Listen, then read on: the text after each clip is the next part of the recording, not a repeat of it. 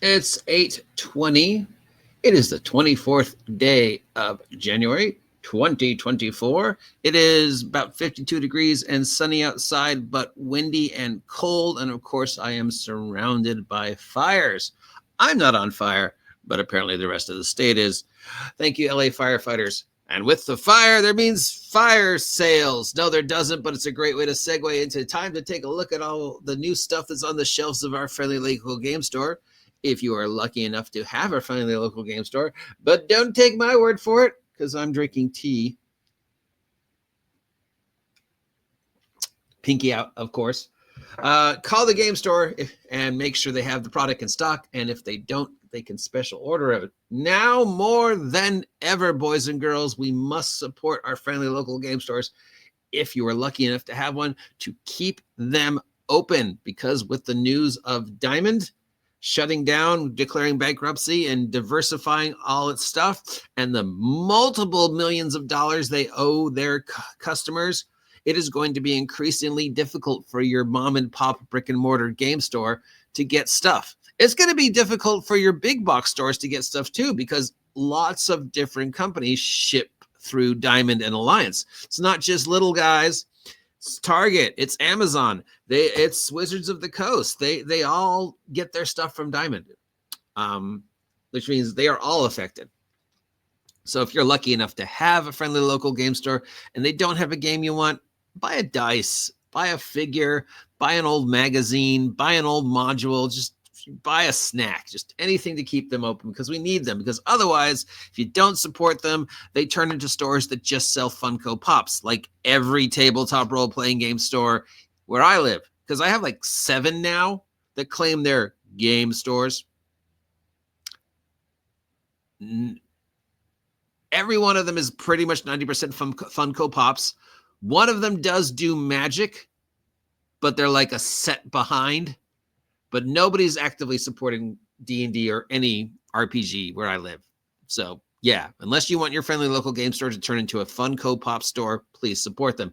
All right, I'm going to get off my soapbox and start reading these.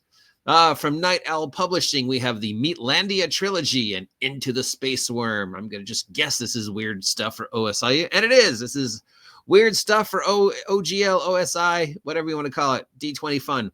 It's $119 for Meatlandia trilogy and $15 for Into the Space Worm. It's what is the Meatlandia trilogy?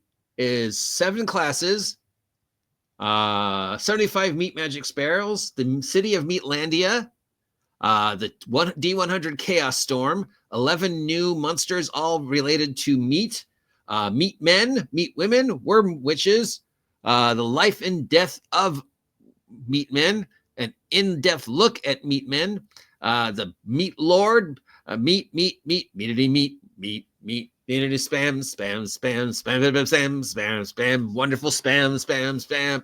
So this is a mashup of Mad Max, Beastmaster, Land That Time Forgot, Scoundrels, D20, weird, wacky madness, all based around the Binding of Isaac and Meat Boy and just general human occupied landfill body horror meat puns. Oh no, he hit you with a ham.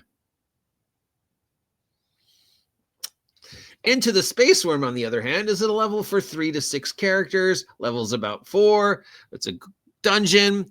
It's a dungeon that's inside a worm. Different factions vying to be the first to discover it, the secret it holds, and those people that are guarding it. So imagine somebody did this, right? I think my friend Aaron did this. You've got the corpse of a giant like purple worm or whatever, and somebody's hollowed it out and turned it into a dungeon, which is a really cool idea. So you can get the Meatlandia trilogy for $119, or you can get a dungeon for $15. From the Lost Boys Studios, we have Rezar, Late Night Broadcast, and Tower into Elsewhere. This is for Mothership and other things. These are supplements. So Rezar is about a city where people have been disappearing. And it looks like it's a cyborg cult city. And there's violence everywhere. The PCs need to choose to decide whether they want to change things or not in the streets of the city of Rezar.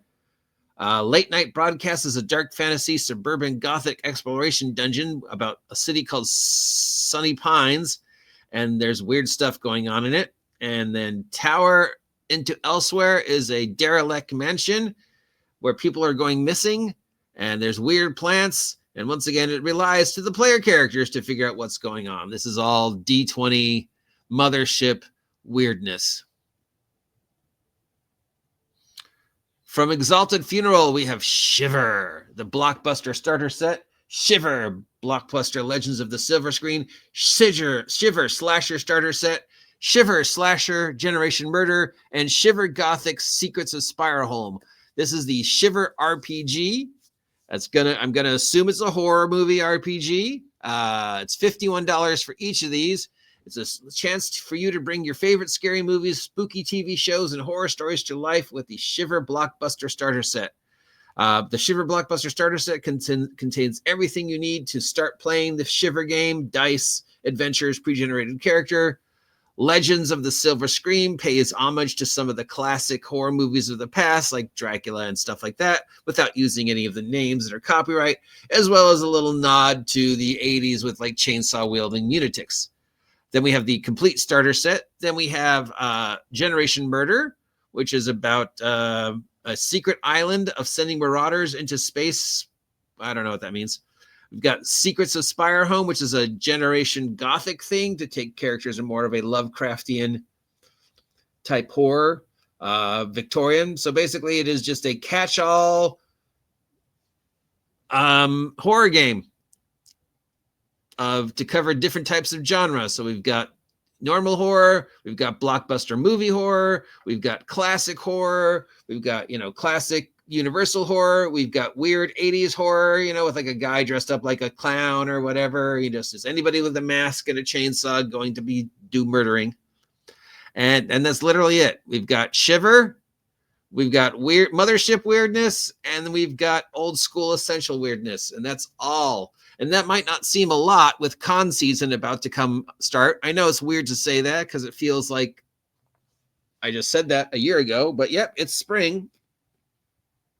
February, we're going to start rolling into the first of the 3-day weekends, and that's when con season starts. So you would think we would start seeing more stuff that wants to get noticed at the conventions. But of course, we are dealing with the very real, very frightening aspect of the fact that the number one distributor of all the product is in this weird nebulous, we declared bankruptcy, and we owe a lot of money.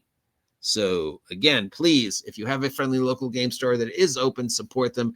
And once again, thank you to all the firefighters that are keeping us safe here in Southern California. And if you're in Southern California and you're affected by the fires in any ways, our hearts and prayers at the OGGM Adventures are with you. Stay safe out there. It's supposed to be windy again today, but don't worry, because it's about to maybe rain, which means we'll also have to deal with flash floods. Dig it. Yeah.